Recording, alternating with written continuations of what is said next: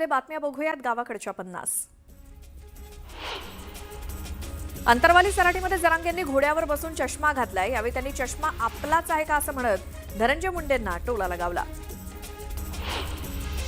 बुलढाण्यामध्ये 3 कोटी रुपयांची डिफेंडर गाडी दाखल झाली. भाजप नेते आणि माजी आमदार विजयराज शिंदे यांनी या वाहनाच्या चौकशीची मागणी केली आहे.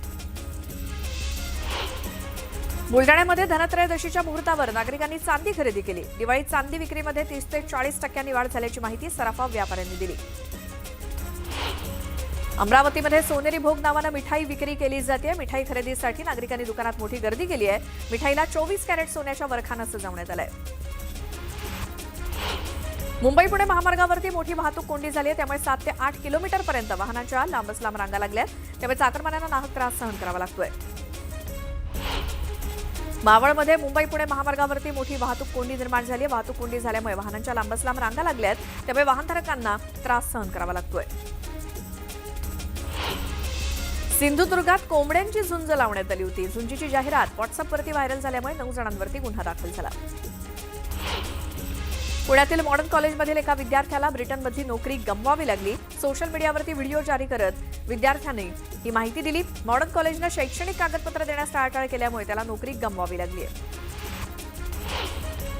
कृषी उत्पन्न बाजार समित्यांमधील व्यवस्थापक मंडळ बरखास्त करण्याबाबत कोणताही निर्णय झालेला नाही. मंत्री जयकुमार रावल यांनी ही माहिती दिली. तर काही लोकांकडे जाणीवपूर्वक चुकीच्या अफवा पसरवल्या जात असल्याचं त्यांनी सांगितलं. बुलढाण्यामध्ये नगराध्यक्षपदासाठी भाजप आणि शिवसेना दोन्ही आग्रही आहेत. त्यामुळे बुलढाण्यात महायुतीमध्ये मैत्रीपूर्ण लढत होण्याची शक्यता आहे. चंद्रशेखर बावनकुळे यांनी कर्डिले कुटुंबियांचं सांत्वन केलं. काल आमदार शिवाजीराव कर्डिले यांचं हृदयविकाराच्या झटक्यानं निधन झाल्यामुळे त्यांनी ही भेट घेतली. निलेश घायवळवर आणखी एक गुन्हा दाखल झालाय. खंडणी प्रकरणामध्ये हा गुन्हा दाखल करण्यात आलाय. निलेश घायवळवरती आतापर्यंत 10 गुन्हे दाखल आहेत. गोंदियामध्ये रेती वाहतूक करणाऱ्या 2 टिप्परची समोरासमोर जोरदार धडक झाली. यामध्ये एका टिप्पर चालकाचा जागीच मृत्यू झालाय तर एक जण गंभीर जखमी झालाय.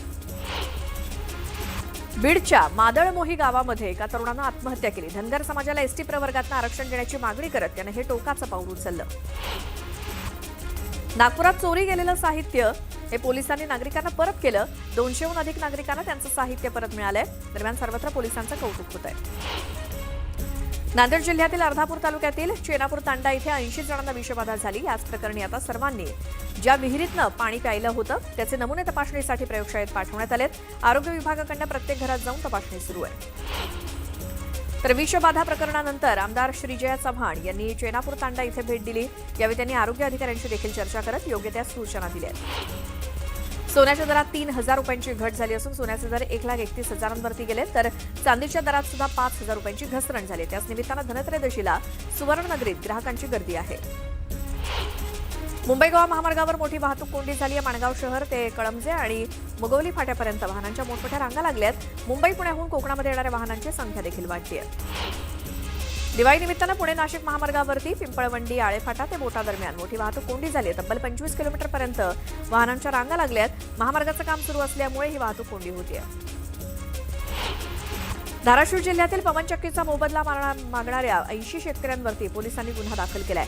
संतप्त शेतकऱ्यांनी तब्बल 32 तास पवनचक्की कंपनीच्या अधिकाऱ्यांना घेराव घातला. या आंदोलनामध्ये सहभागी झालेल्या शेतकऱ्यांवरती गुन्हा दाखल करण्यात आला. जामनेर तालुक्यातील तोंडापूर परिसरातील केळी उत्पादक शेतकरी आर्थिक संकटात सापडलाय. केळी पिकाला योग्य बाजारभाव न मिळाल्यामुळे शेतकऱ्यांची केळी शेतातच सडण्याच्या मार्गावर आहे. शिरूर तालुक्यातील सह्याद्री प्रतिष्ठान हिंदुस्थान या सामाजिक संस्थेकडून मराठवाडा विभागातील पूरग्रस्त शेतकऱ्यांना मदतीचा हात देण्यात आलाय. या उपक्रमांतर्गत धाराशिव जिल्ह्यातील भूम तालुक्यातील 5 शेतकऱ्यांना 7 गायींचं वाटप करण्यात आलं. अतिवृष्टी आणि वादळी वाऱ्यामुळे भातशेतीचं मोठं नुकसान झालंय. त्यामुळे आडेवेडे न घेता नियम अटी न लादता सरसकट नुकसान भरपाई देण्याची मागणी शेतकऱ्यांनी केली. बुलढाण्याच्या लेकीची भारतीय शास्त्रज्ञ म्हणून निवड झाली आहे. सायली गोंड हिनं भारताची मान अभिमानानं उंचावली आहे. जगभरातून 9 शास्त्रज्ञांची निवड करण्यात आली. त्यात सायलीची देखील निवड झाली आहे. पुण्यातील पोस्टातून परदेशात फराळ पाठवण्यात आला. आतापर्यंत विदेशात 10 टनापेक्षा जास्त फराळ पाठवला गेलाय. सर्वाधिक जपान, जर्मनी आणि यूकेमध्ये फराळ पाठवलाय. सोलापुरात भाजपच्या ओबीसी मोर्चाच्या वतीनं पूरग्रस्त विद्यार्थ्यांना शालेय साहित्याचं वाटप करण्यात आलं. सीना नदीला आलेल्या पुरामुळे तिऱ्हे, डोणगाव, पाथरीमधील विद्यार्थ्यांचं शालेय साहित्य भिजल्यामुळे विद्यार्थ्यांचं मोठ्या प्रमाणात नुकसान झालं होतं.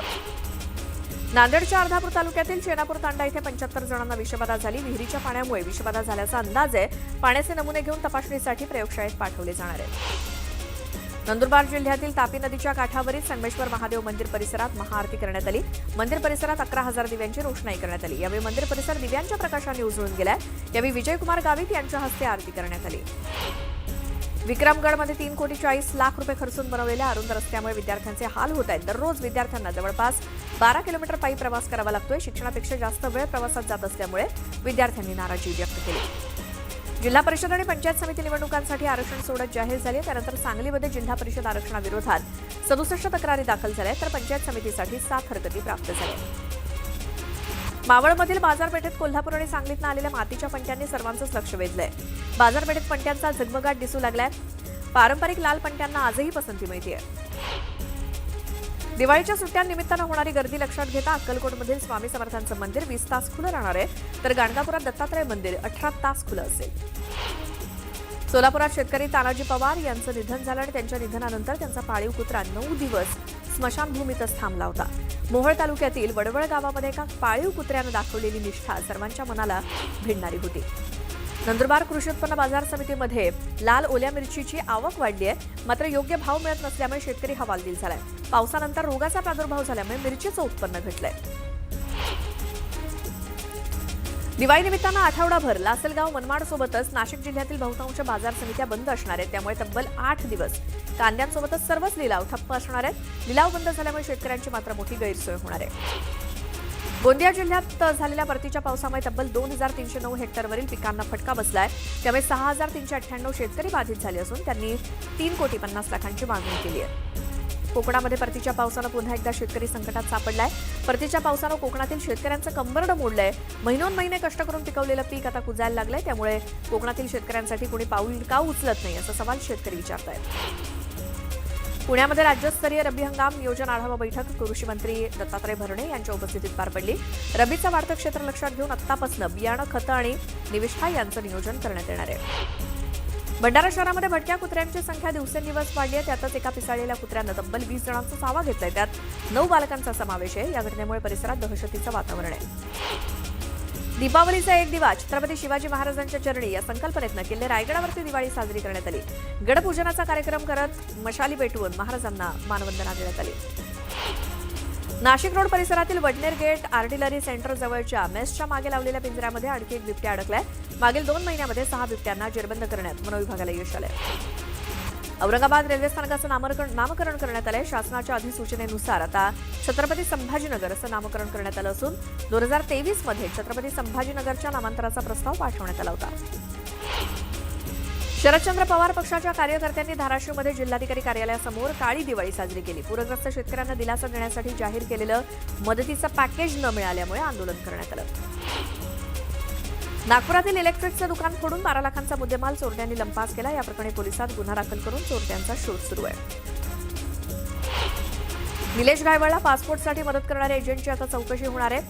अमीरुल्ला हबीबुल्ला चौधरी असं या एजंटचं नाव असून त्याच्यावरती 5 गुन्हे दाखल असल्याची माहिती समोर आली आहे.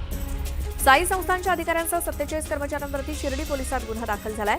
साई संस्थांच्या साई आश्रमातील 77 लाख रुपयांचे विद्युत साहित्य चोरी करून अपहार केल्याप्रकरणी पोलिसात गुन्हा दाखल झालाय.